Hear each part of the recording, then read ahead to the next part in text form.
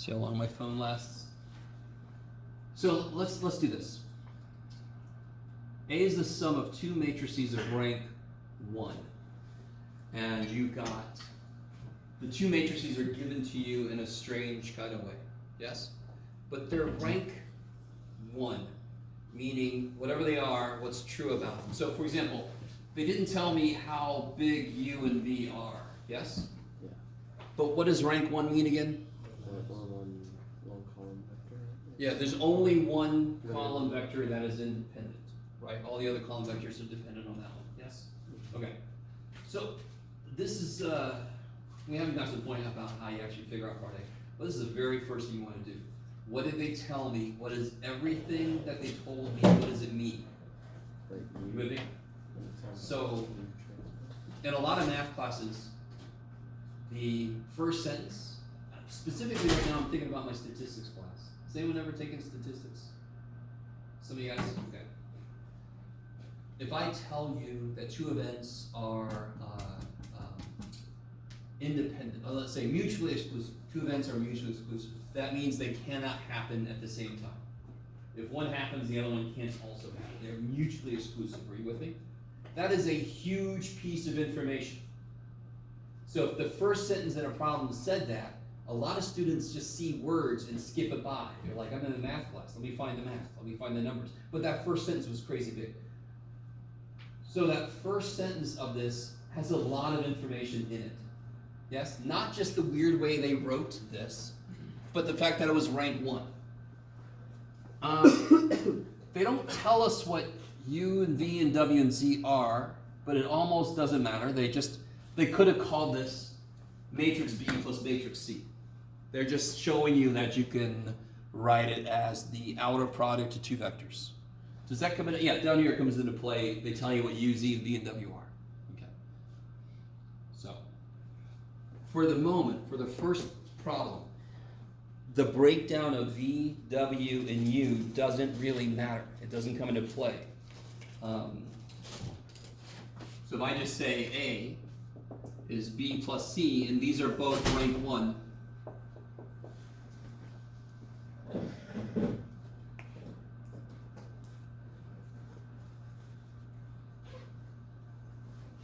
oh, that's right. I see. This will come into play. Okay. And B is U, V, C. Now I see what they're talking about.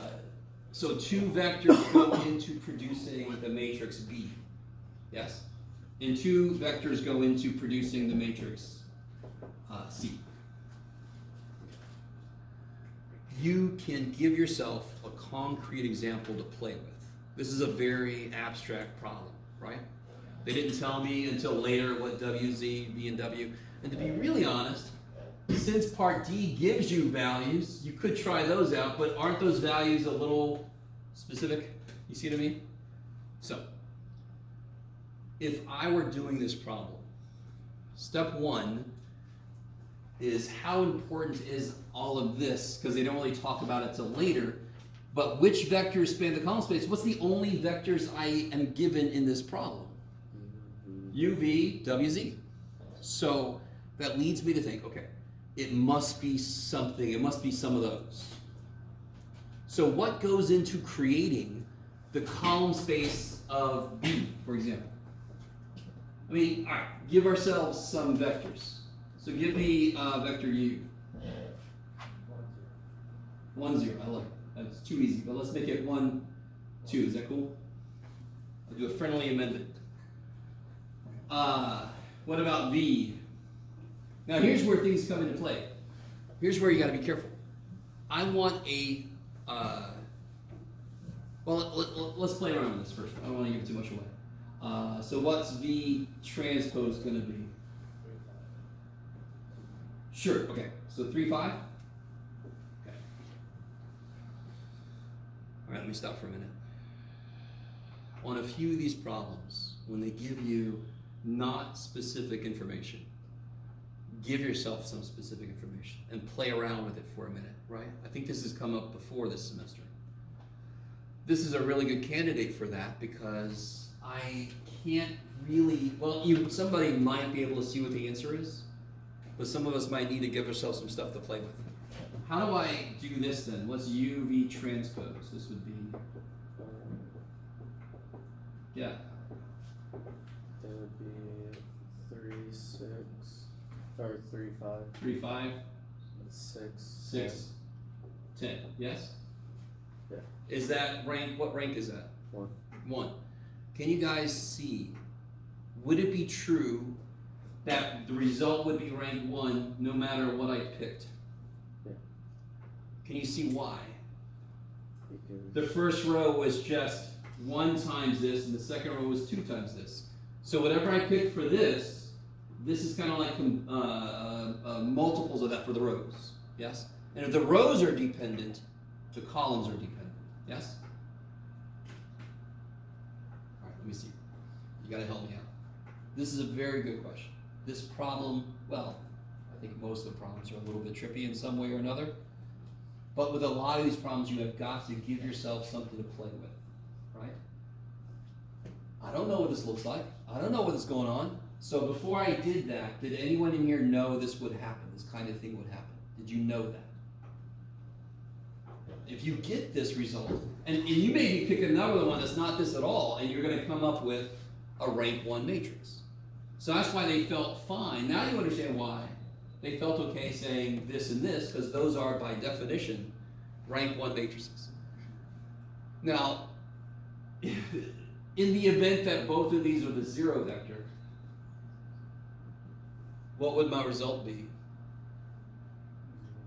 The 0 vector, and that would be rank 0, yes? So he is assuming that they're not both the 0 vector. Okay, let me stop for a minute. Is everybody with me? More than just in the same room. Okay. All right, so what goes into his column space? 3, 6, which would be a multiple of this one, yes. So that would be 1, 2 is still, wouldn't that be a basis for the column space? And that was U, yes? So what's the basis for this guy's column space? U, and what's the basis for this guy's column space? W. Now, if I choose different values for W and Z, is it possible that it also has 1, 2? If I choose W is 4, 8, won't its basis be 4, 8, which reduces to 1, 2? You guys kind of with me still? Okay, I like it. All right. So which vectors span the column space of A then? U and W. U and W. Okay, I did more than I wanted to there. Okay, I should have stopped halfway through yet.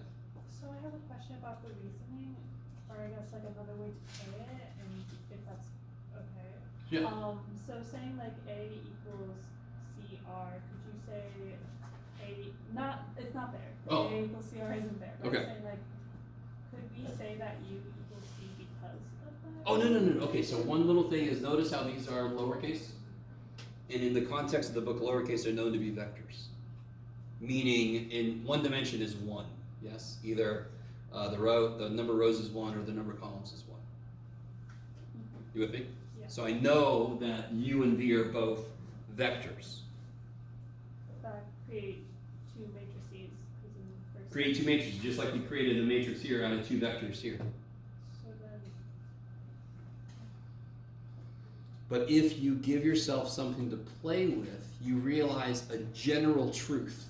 If I construct any matrix from things like this, what will the column space be? What will span the column space? U and W, whatever those vectors are. Now let me ask you this, okay. So I'm not sure, can't be related to CR, because CR have to be able to be entire matrices. And in this problem, U and V are specifically not bigger than 1 by something or something by 1. Yes? Okay.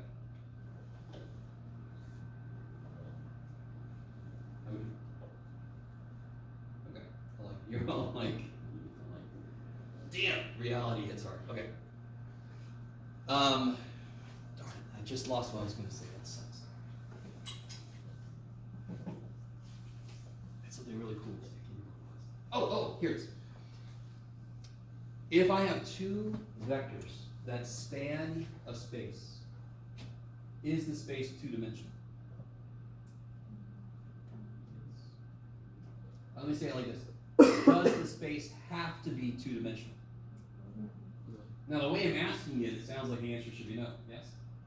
And the answer is no, but why? Why is the answer no?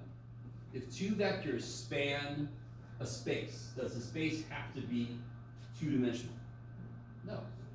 Because, tell me the reality. What's the word we use when I have a set of vectors that cover space and don't overcover it, don't like repeat itself? No. The set of vectors that construct a subspace. Basis. Okay. What does it take to get into a basis? They have to do two things. They have to span the space, but that's not enough by itself. And they also have to be how related to each other? Literally independent. Yes? You guys with me? Okay. We haven't really focused on that much. This has come up several times. I want to make sure you guys really understand the difference. I could have, so like I just said, couldn't I call W 1, 2? And Z I could make it -4, 7 or whatever, yes? My basis for this one, for the column space, for the other one would still be 1, 2. Now 1, 2 and 1, 2 still span the column space. They do. It's just that, are they a basis set? Would you say the vector space, the set of vectors 1, 2 and 1, 2, could they possibly be a basis set? I love you guys. Yes. No. What does it take to get into a basis? They have to span the space and have to be linearly independent. 1, 2 is definitely not linearly independent from 1, 2. Yes? So do you understand the difference between a set of vectors that span a space and a basis set of vectors? There's one extra requirement. So if I had 7 vectors in a basis, how big is the subspace they span? 7 dimensions. It would be, huh? It would be 7 dimensions. You guys with me? What was the other way I was going to say it? If I have 7 vectors that span a space, how big could the space be? Up to 7, yes? 7 dimensions. It could be 0, because every vector could be the 0 vector.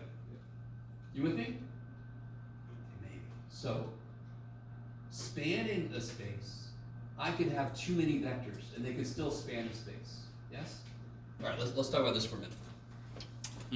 I got a lot to do today, but let's see. Sure. Not everybody's here, so they allowed me to have some more scrap paper.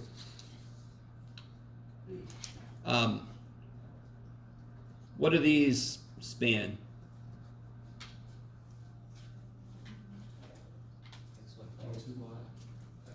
XY plane. And we can officially call that R squared. That is officially R squared, yes? So what do these span?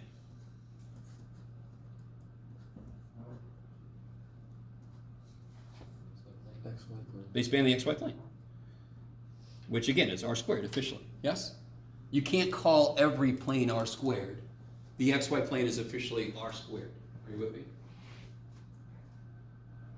Okay. No. Which one is a basis of vectors, of course? First one, because it's got everything is independent in it and it totally spans the space. So it's the least number of vectors you need to span a space. If I chuck more combinations of those vectors in, they still span the space. It's just that I got more than I need. Yeah? I got more shit than I need. Okay. All right, maybe it's all right. So spanning a space is one requirement to be a part of the basis set. The second requirement is linearly independent. Okay, I like it. Okay, coming back to this problem. Which one was it again? 21. Okay. Oh.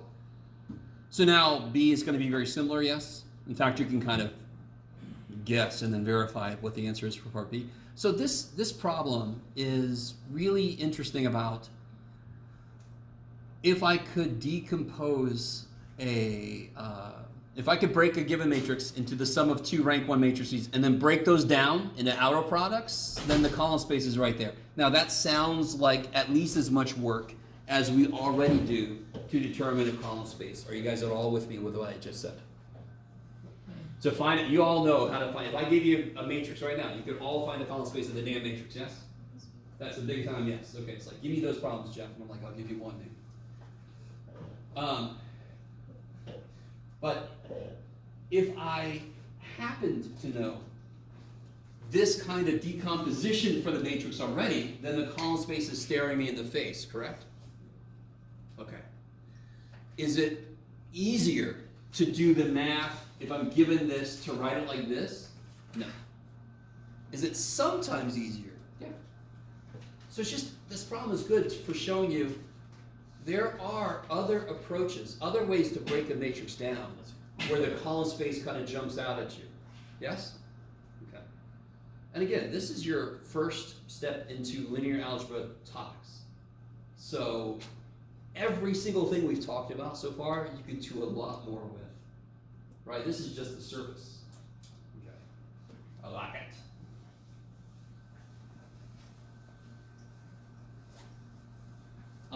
Is that right for that problem? Yes. I don't blame you. That's trippy.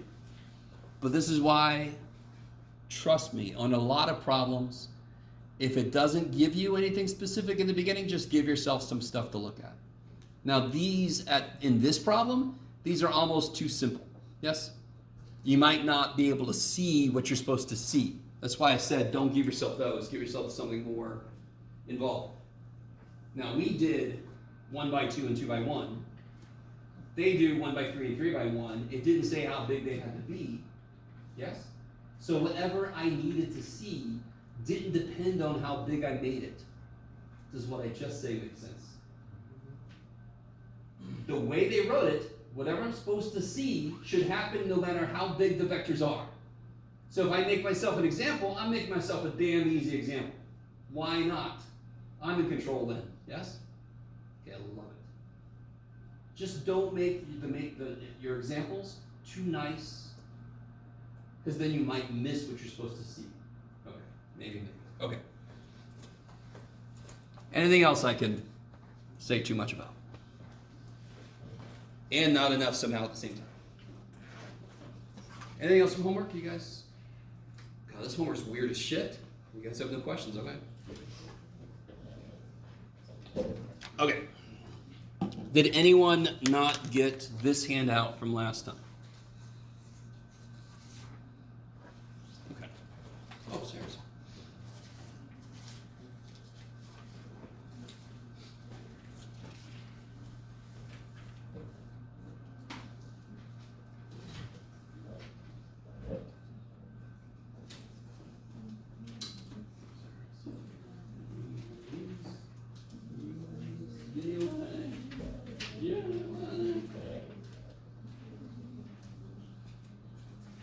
Okay.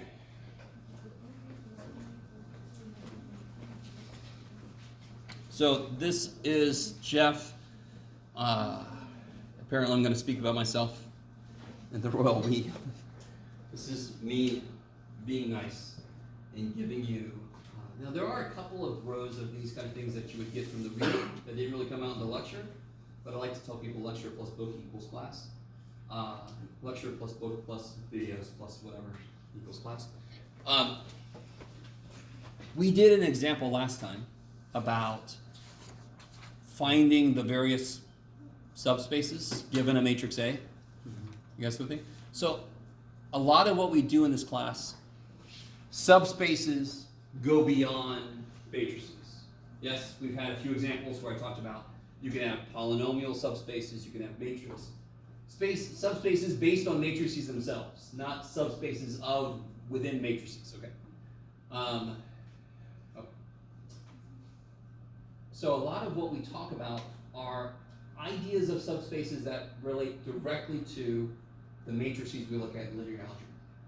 There are broader aspects of this that you would see if you took certain routes in that kind of, I think most of you guys are going down like an engineering kind of path, if I remember correctly.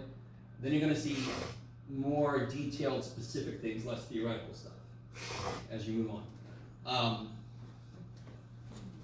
Okay. So the example we did last time, oh, where did I put that? Here it is, I think. No. Got it here somewhere. Oh. Here it is. This crazy shit here. Yes? Yeah. So I gave us this. This was me creating it in the first place. And I think I told you about the happy accident. I made a mistake along the way, and it turned out to be a beautiful thing. So let me ask you this. So we did this last time. We got down to here. So if you weren't here last time, the unfortunate thing about the video is I forgot to turn it back on after everybody worked on the worksheet. So it kind of splashed this bulk on the screen so you can at least see what the answers should be.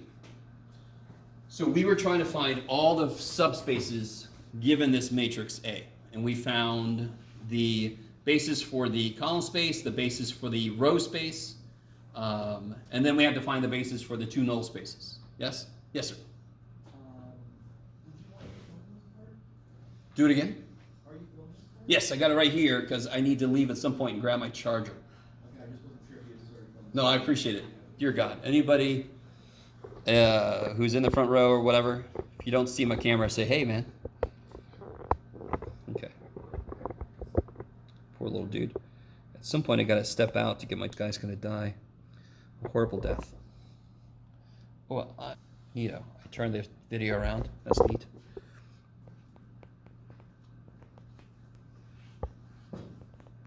There we go. Now, see if you guys remember this. So we got this to be the basis for the column space. We got this to be the basis for the row space. We had full row rank, yes? Now let me ask you this. What is the dimension of the row space? What does the row space live in? What does the row space live in? No, you're looking at the number of vectors. What tells you what space it lives in? Yes, they live in R5, correct? How many variables does each vector provide values for? 5. So it lives in R5, yes? But I only have how many of them? 4. So, can anyone describe the subspace that my row space basis vectors span? Oh God. What vector space does it live in? It's not equal to it, but it lives in it. What did we just say? Every row comes from what? Every row vector comes from what space? R5. Do they together span R5? No. So how big is the space that they do span? Well, it's 4-dimensional. Yes? Okay. You guys kind of with me? Okay. We gotta be careful because, we definitely are. When I say R squared, is everybody with me that's reserved for the XY plane? So if I just have a plane that goes through the origin, but that's at a slant, we don't call that R squared. That's not R squared. That is a 2-dimensional subspace of R cubed. Yes. Just for the left null space again, you said you can take the transpose and go reduce 13, right? Yeah. I think did we do it all the way out last time? Yeah, I took so again, the other name, so we have a left null space, which is looking at the transpose, so I don't have to go to the transpose of the full matrix, which was this thing. I could just transpose the row reduced. Yes. Thank the gods. Yes. Okay. Now, just to point this out, which situation are we in? A, B, C, D for this example that we did last time. So you have your own picture. You don't have to rely on me, but don't look up here. Well, it's really easy. Do we have full what rank? Full row rank. Now, real quick. We have full row rank, yes? Did the rows span the space that they live in? No, they didn't span R5. The full row rank just means we got as many independent rows as was possible from our matrix. How many rows did our matrix have at the beginning? 4. How many independent rows did we get? 4. That's what full rank means. Does full rank then mean that we actually cover full row rank? Does it mean that we actually span the entire space that the rows live in? No. It just means we got as many as we possibly could, yes? Now what about the column space? Do we have full column rank? Hell no, because how many columns did we have? And we only had how many? 4. And of course we know it was going to be 4 because the two ranks have to be the same. Column rank, row rank. Okay, let me stop for a minute. Is everybody with me? This is all old news, but it's all coming at one time this time, right? So which situation are we in? D. Wasn't our matrix short and wide? Yes? Yeah. Didn't we have non-zero pivots in every row? Yes.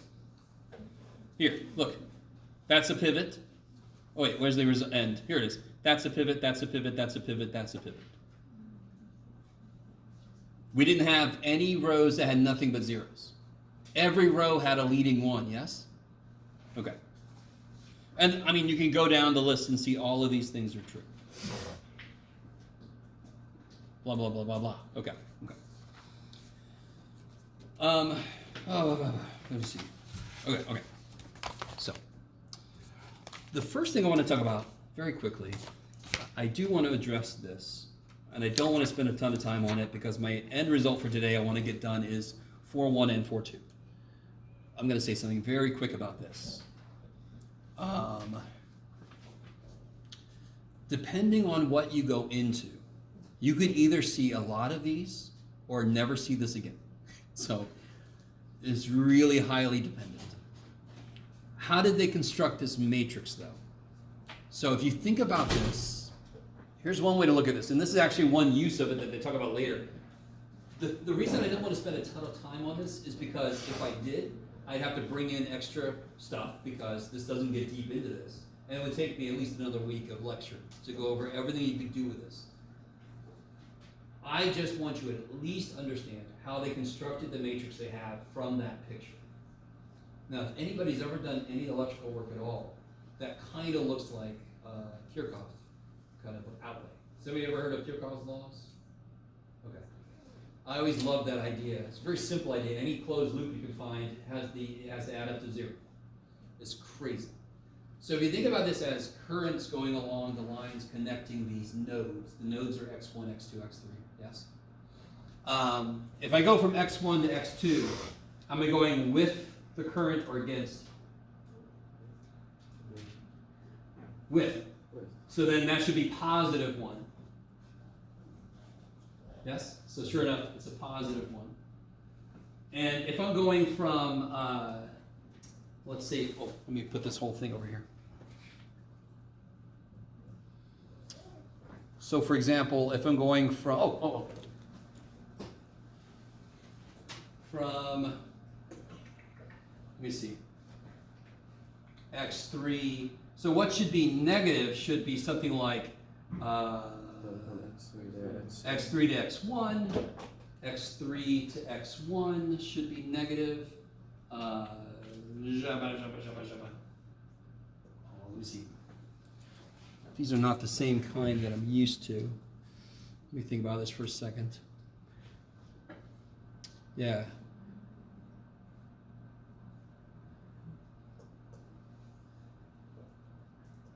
x1 to x2, x1 to x3 is positive. And then like x2 to x4 is positive 1.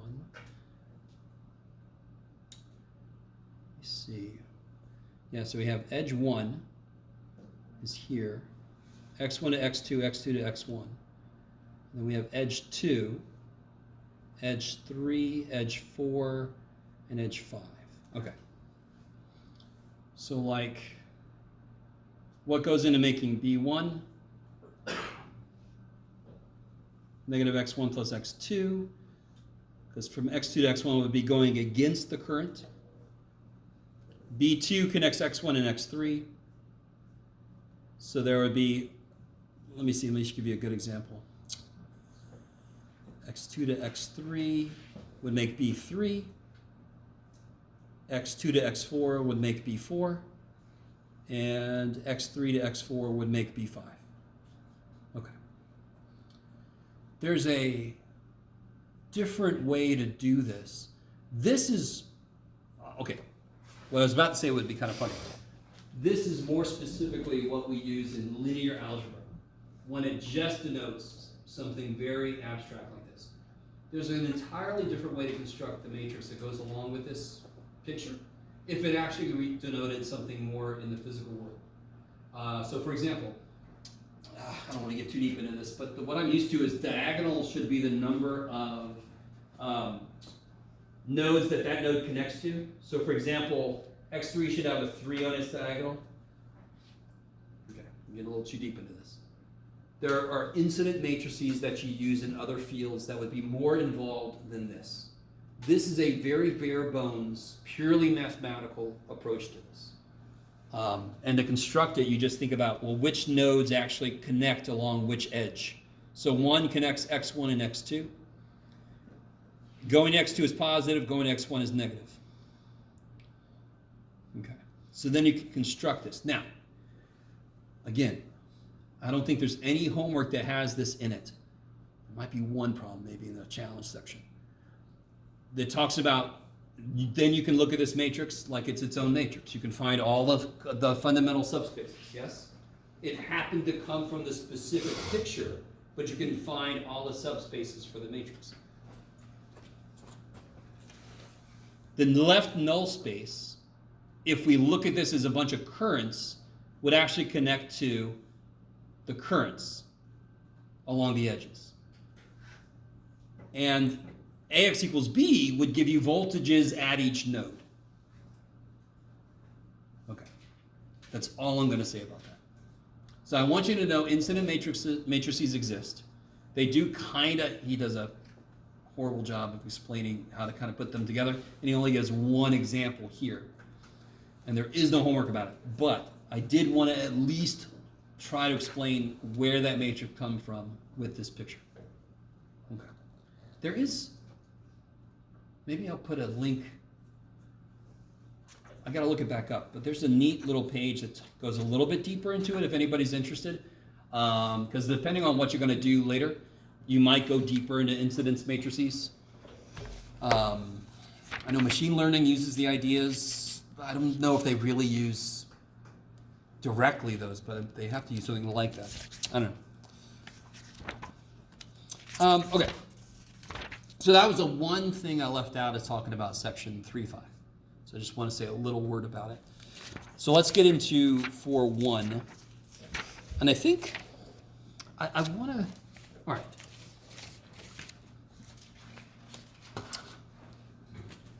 Here we go. You got it. Got paper. Okay. Maybe it's not written on. Yay. So remind me. So 4.1. How do I denote dot product? So I got u dot v. What's the other way to denote a dot product?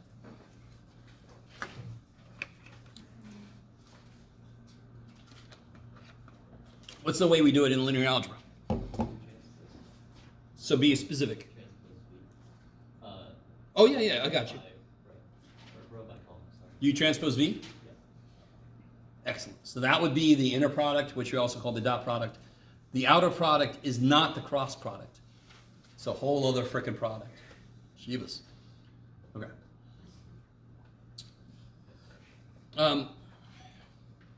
If this was 0, what would that mean about the two matrices? I'm sorry, the two vectors. Yeah. So I'm going to do this a lot. So you guys know this symbol is perpendicular, which is also orthogonal. Okay. So what does that mean about this then?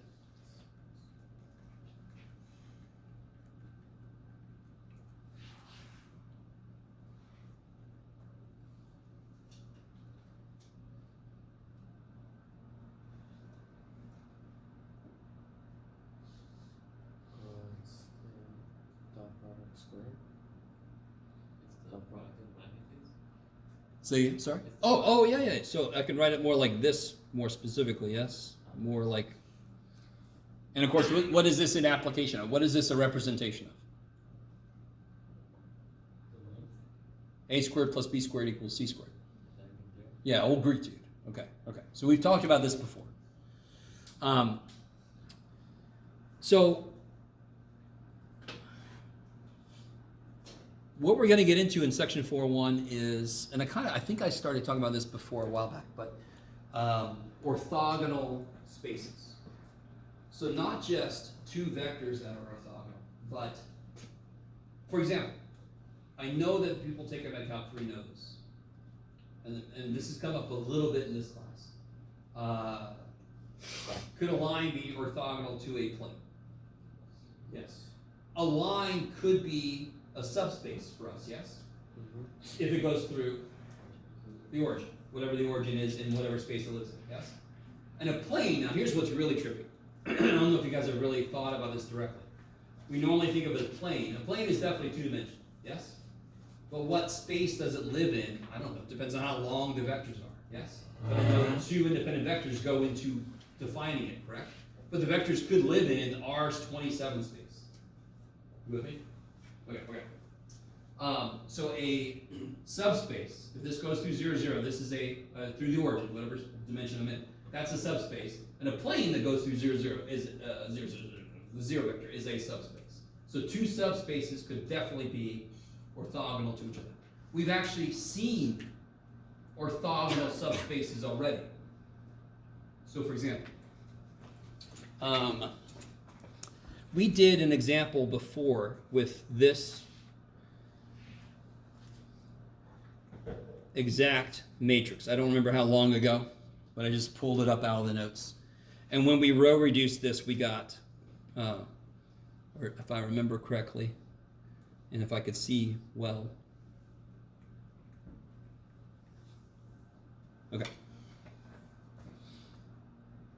Can anybody give me a row space basis? What's the basis for the row space?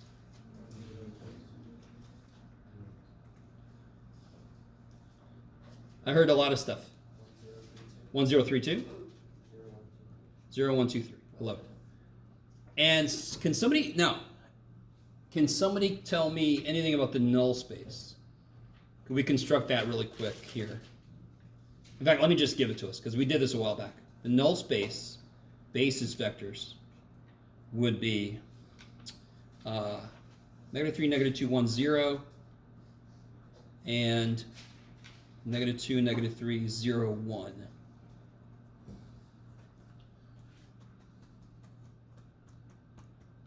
Now, this is kind of silly, if you really think about it for a second.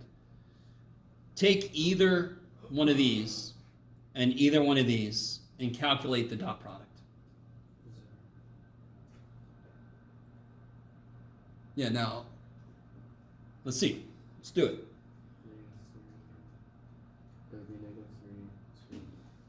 So like 1, 0, 3, 2, dotted with, -3, -2, 1, 0. -3 plus 0 plus 3 plus 0, 0. Now, real quick. So what does that mean? Now, if I try all the basis vectors, they will be orthogonal to each other. Yes? You guys with me? So does it make sense then that any linear combination of the basis vectors would be in the basis for the row space would be orthogonal to any combination of the null space vectors? Are you guys all with me? Sort of, okay. So that means that the row space is orthogonal to the null space. And this makes sense. Every vector that can be written as a linear combination of vectors in the column space is in the column space. If I'm going to be in the null space, I can't be in the column space. Yes? Because if I'm in the null space, what do I do? If I'm a vector in the null space, what do I do? What's the most fundamental aspect of what I do? AX equals 0. When you multiply A by B, you get 0, no matter what. So there's no way in hell I can be in the column space, because I can't contribute to create columns in the null. I can't do it. So I can't be anything but orthogonal, because if I wasn't orthogonal, I would have a component that was in the column space, yes? Okay, maybe. So I must be orthogonal to it. And to be honest, the proof of it is kind of crazy simple. And in fact, you can kind of see why it makes sense from what we just did. Let's see. Forgot to bring more blank paper. It'll be okay. So if I have this, and I say A is row 1, row 2, through row, it doesn't matter. N. And then I have my X vectors, yes? And that equals 0. Then row 1 dot X equals 0, row 2 dot X equals 0, yes? All the way down. Row 1 dot X equals 0 means that row 1 is orthogonal to X. Row 2 dot X equals 0 means that row 2 dot X, row 2 and X are orthogonal. Yes? So every vector in the null space must be orthogonal to every vector in the row space. And it's kind of silly. You just, from the way that we find the null space, it's kind of like, if you think about it, you're like, well, of course that's true. That's how we got the damn things. Maybe. So what do you think, what are the other two subspaces I've left out? So far we know that the row space, so also known as CAT, is orthogonal to the null space. And in the column space is orthogonal to the left null space. Yeah, so what I've left out is the column space and the null space, the left null space, yes? So if I had to make a guess, I would say that those two pretty much should be orthogonal, yeah? You guys kind of with me? And I think if we take, just to do something really quick, we must have got it last time. Yeah, we got, so last time we did this, so if I take any column space vector and I dot it, no, this is kind of silly, I forgot. The null space, the left null space was 0. So, I mean, of course you're going to get 0 dot products. Okay. Let me see.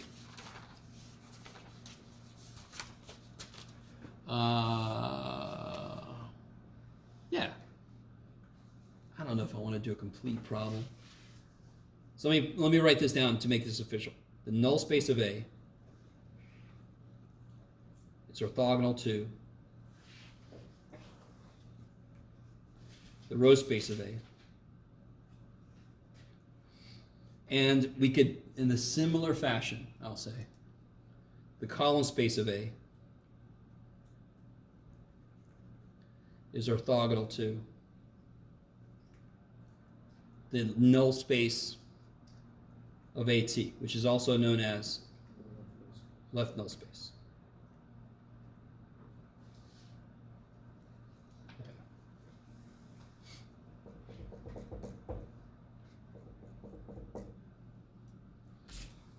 That's right. Let me see. Two versions of this. See if I want to do something from over here. No. Oh, that's right. Ooh, no. I had a little worked out example, but I think you can see. All right, I asked you this earlier. Let me ask you this question. Everybody here feels really good about finding the column space. How do you feel about finding the row space? If you feel good about the column space, you have to feel good about the row space, yes? Because you get it as you go, get the column space. Okay. What about the left null space and the null space? Yes? Null space, not too bad. You guys, anybody not agree? The null space is a little more involved than the column of the row space, yes? But it's just solving AX equals 0. You can take your row space, reduced row space, and actually use it to get the null space pretty quick. Does anyone remember, somebody asked me about this earlier. If I've already row reduced and got my R, how can I find the left null space quickly? Transpose that reduced R, yes? You with me? So we did that last time, if I remember correctly. Okay. All right, let me stop. You could find all 4 of those for any matrix I give you. So you could certainly kind of do some examples for yourself if you don't believe me on this. Now, that's right. So this is just one kind of example. I think I was going to take some vectors from CA and some vectors from the null space of AT and dot them, but okay, we can do that. You can do that. I like it. So let me say this coming right off of here. So if I'm given an M by N matrix A, the dimension of the row space plus the dimension of the null space. Okay, think about this for a moment.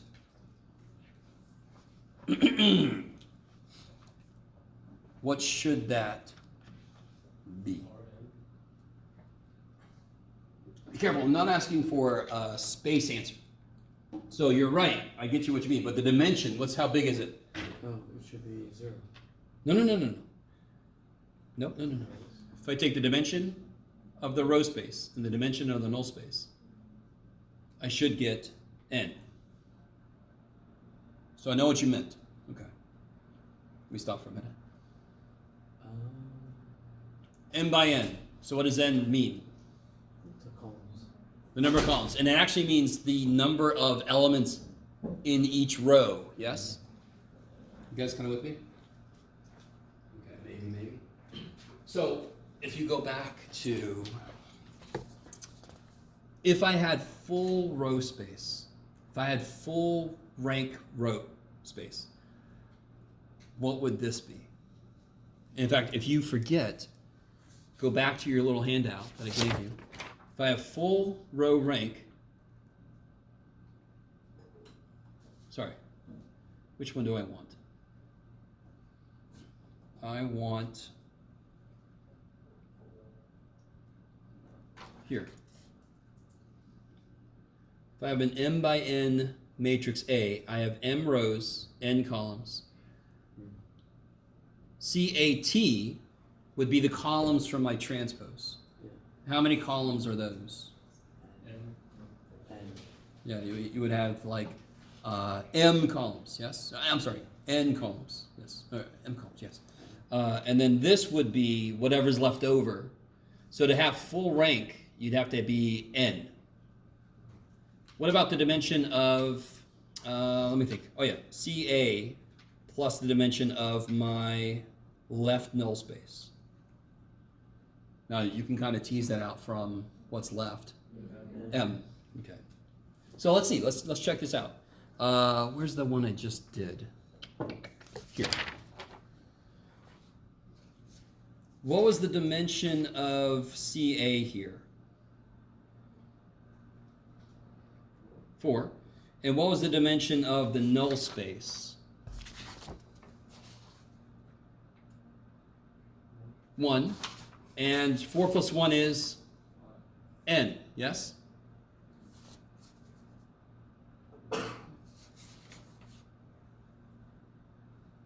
Did I get those the right way around? I think I did.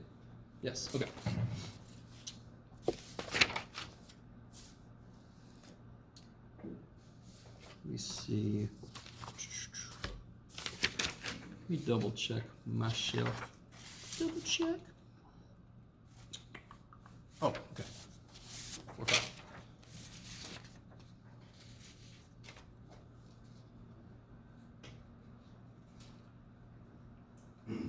Oh, okay, that's coming up later. No, that's not what I want.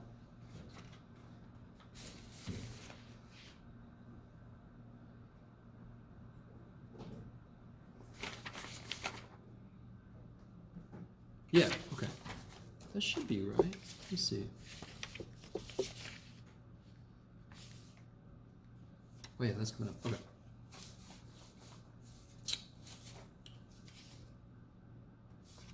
There they are. Oh, thank God. Okay.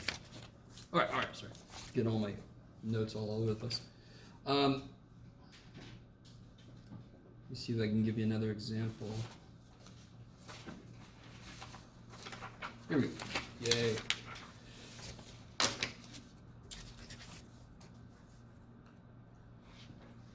All right, let me think. Why do I think I got those? Let me think. Here, let's do a quick little example. I had the one here. Yes. Okay. Okay, so this matrix here, it's a little bit tricky because it's already 3 by 3. It's not really going to be a good evidence.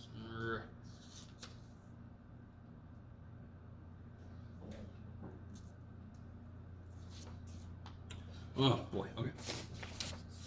Gotta double check that. I think it's different.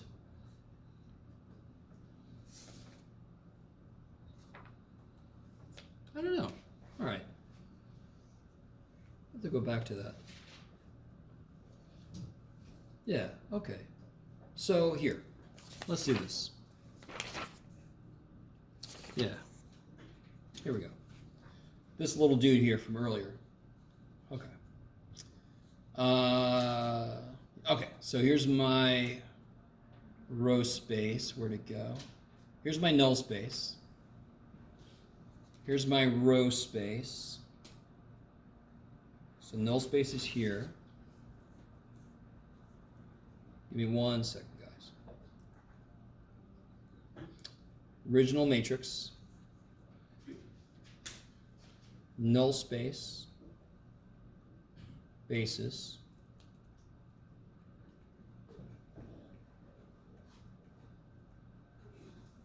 And yeah, row space basis.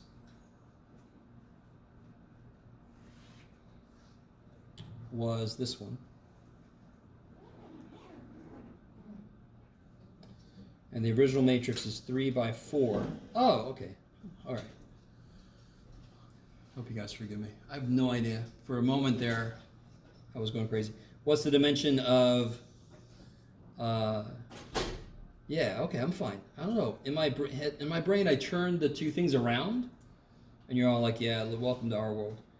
What's the dimension of the null space of A? 2. And the dimension of the row space? 2. And that equals 4, which is n. Okay. Thank you for waiting me out there. I think in my head, for some reason, I had turned these around, and I was starting to doubt my entire world. Okay. All right, coming back. Let me find more blank paper. By the way, if you're gonna leave at some point, maybe like give up on me because I'm like flustered, don't forget to get a practice test. Right, I've got them up here. Okay.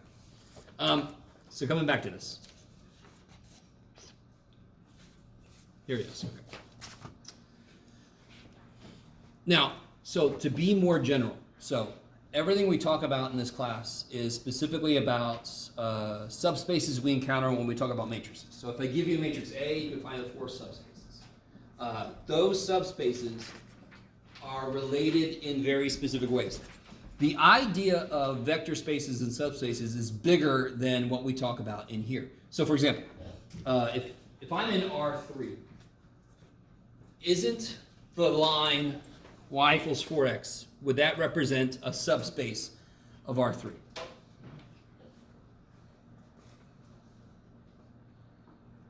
Yes, I love it. In fact, if I want to be more specific, I could say like 140 would represent a subspace. It represents a line, yes? Okay. What about the line y equals x? Is that a subspace? Yes, because it goes through the origin, yes? Those two subspaces, do they add up to be the total size of the space they live in? No. Okay, good. But our 4 fundamental subspaces have to act the way they do. They have to add together to be the full thing, because whatever one doesn't use is left over for the other. So together they have to make up the entire space that they live in, either in terms of how many columns there are or how many rows there are. Okay. The N and the A. I love it. But in general, here's the general rule for any subspaces. For any orthogonal subspaces, and let's call them V and W, just because. In Rn, let's say, the dimension of V plus the dimension of W has to be at most n.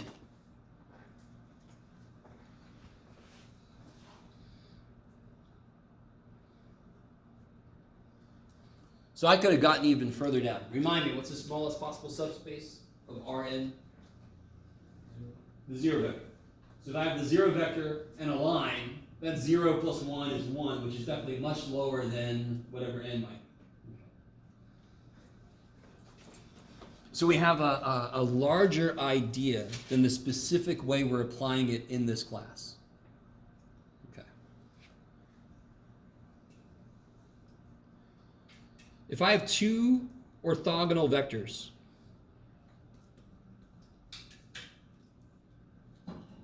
that together accounts for the entire space they live in.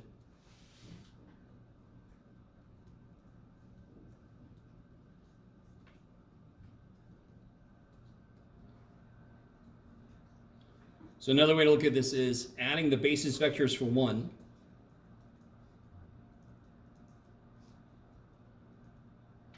to the basis vectors for the other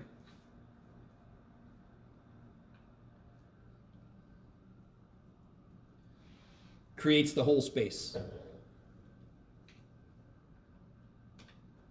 And this is an idea that you guys have independently explained to me on your homework sometimes. If I have a plane and I add to it an orthogonal vector, what would those add up to be? What could it create? Or it could create R3. Yes, if I'm considering these to be three component dudes, if I have a plane and I add to it an orthogonal vector, I get all of R3. That's all that's really saying. So this is a very special idea. So of course we have to give it a name and a symbol. So we call them orthogonal complements.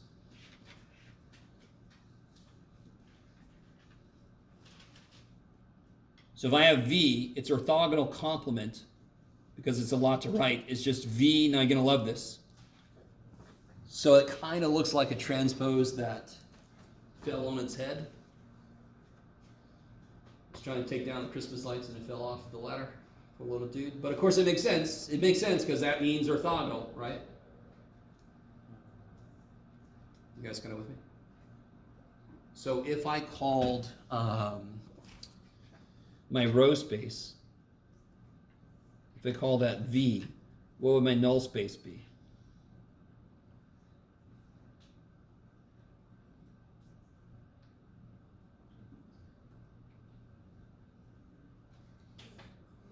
Yeah, V complement. If we call my column space W, what would my left null space be? W complement. I like it. So the spaces we look at have to act like this. They have to create the entire thing. Subspaces in general can do whatever the hell they want to. The four fundamental spaces that come from our matrices have to do this. They have to construct the whole thing.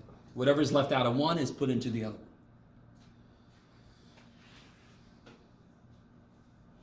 Yes, okay, good. Not yet, okay. So that comes up with something that you knew was coming. Oh, by the way, let's make this official. This guy contains all the vectors that are what?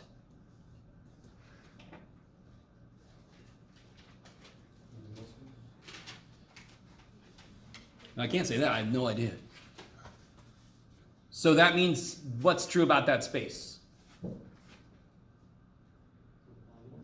Yeah, it's orthogonal to V. Whatever the hell V is, this space is orthogonal to it. Every vector in this space, therefore, must be how related to the vectors in the other space.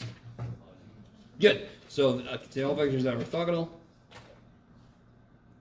to all vectors in V. So it's kind of like a complete collection. It will not leave out any vectors that are orthogonal to V. They will all be in V orthogonal.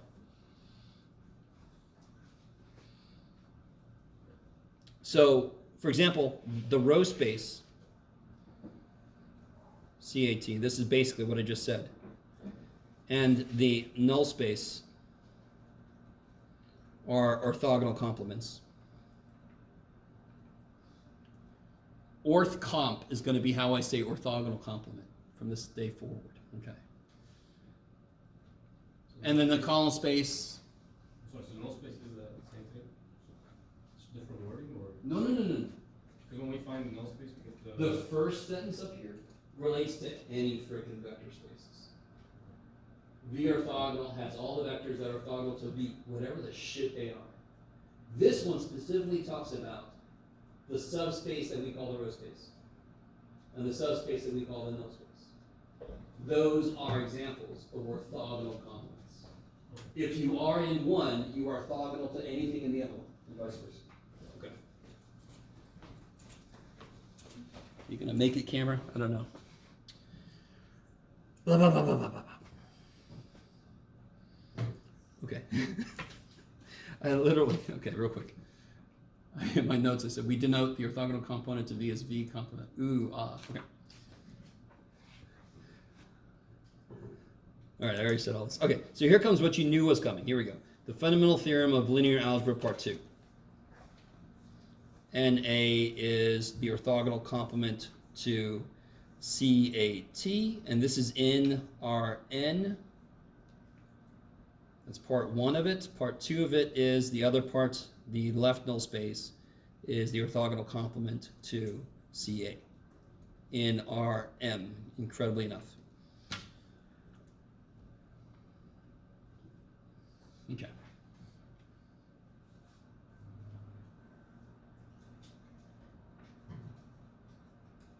Okay. When things are orthogonal, everything is better. Orthogonal basis vectors, for example, are the best kind of basis vectors to have.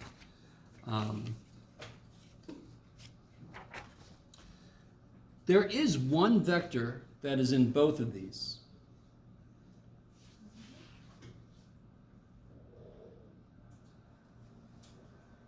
The zero vector, yeah. Zero vector is weird as shit. How could it be in both? If you're in one, don't you have to have a dot product of 0 with the other one? What's the 0 dot product with itself? 0, there you go. So it is in both. Is that, are you guys cool with that? You guys understand? Okay, good. All right.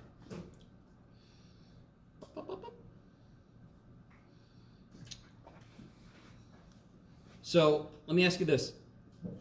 If I have n linearly independent vectors in Rn,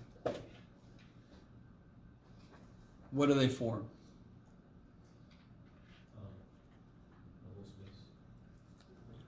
Just those vectors, just by themselves. Basis, okay. They form a basis set.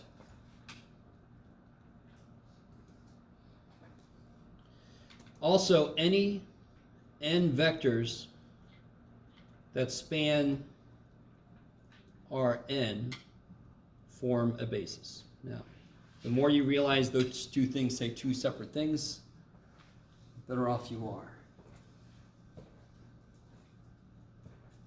If I have 7 linearly independent vectors in R7, they're a basis set for R7. If I have 7 vectors that span R7, they must form a basis. Do you see how those two things sound the same, but they actually say two different things? Yes? That was the talk about the rows earlier, or So this is more just talking about what it takes to be a basis in a different way. How can I tell a set of vectors I have forms a basis for any given R whatever? How many linearly independent vectors do I need to make a basis for R6? 6. If I say that the other way around, I have 6 linearly independent vectors in R6. they must be a basis for R6. When I say that, what does that mean? They span R6. Yes? Okay. So if I know that they're linearly independent and there's n of them, they form a basis for Rn. If I know that they span Rn and there's n of them, they form a basis. Okay. Okay.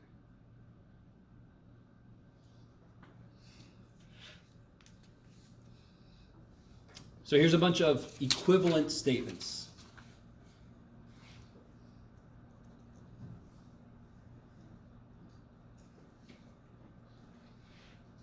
This is 4-2.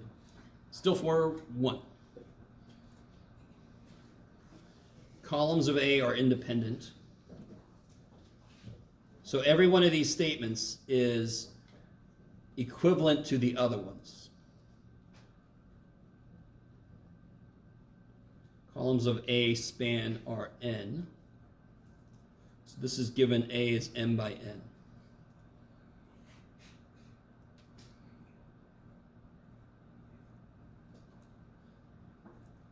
Two, three. Ax equals b has one solution.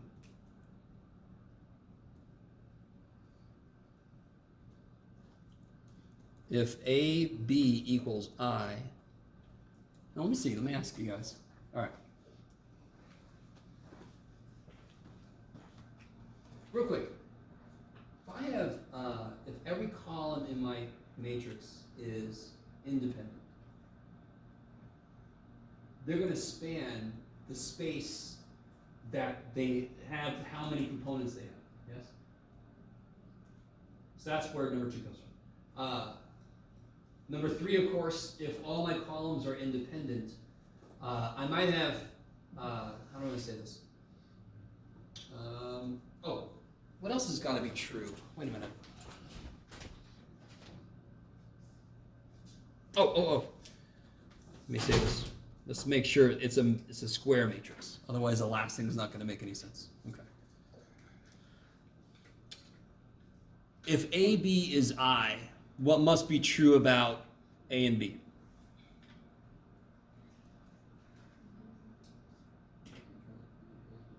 Inverse. A equals B inverse and B equals A inverse. Okay, I like it. Okay.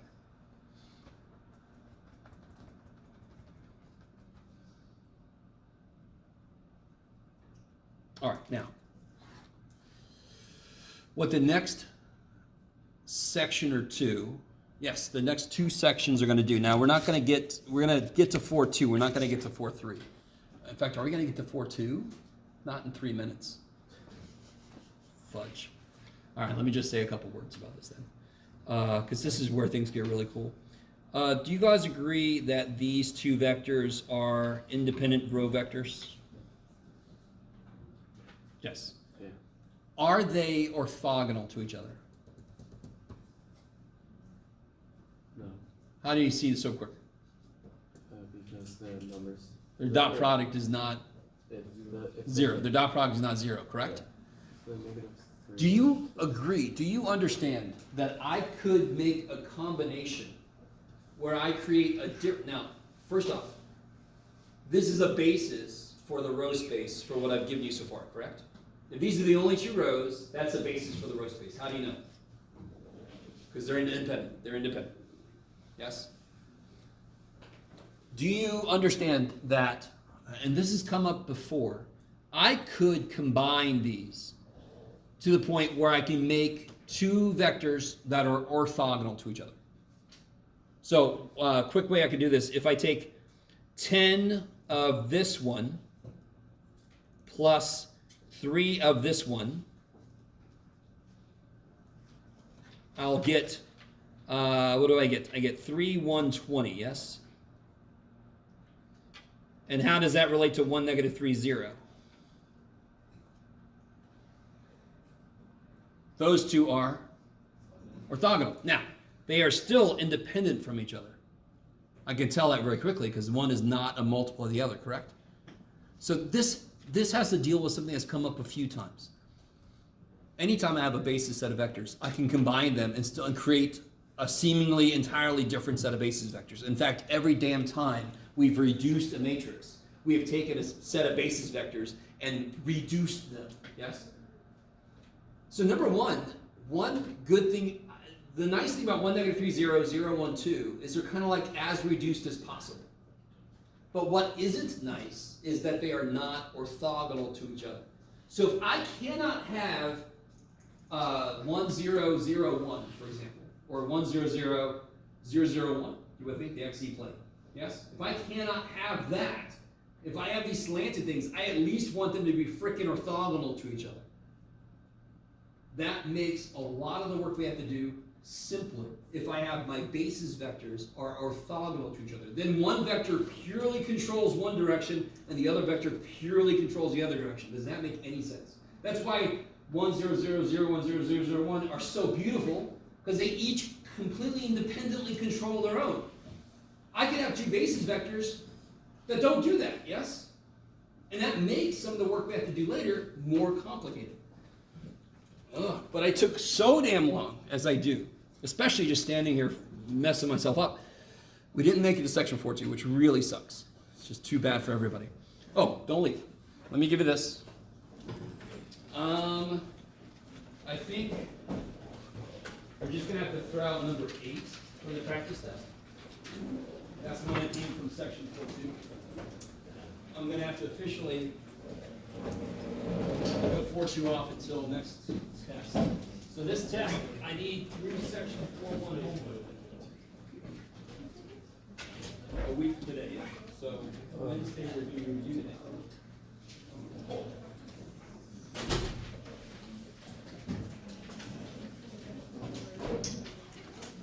Yeah.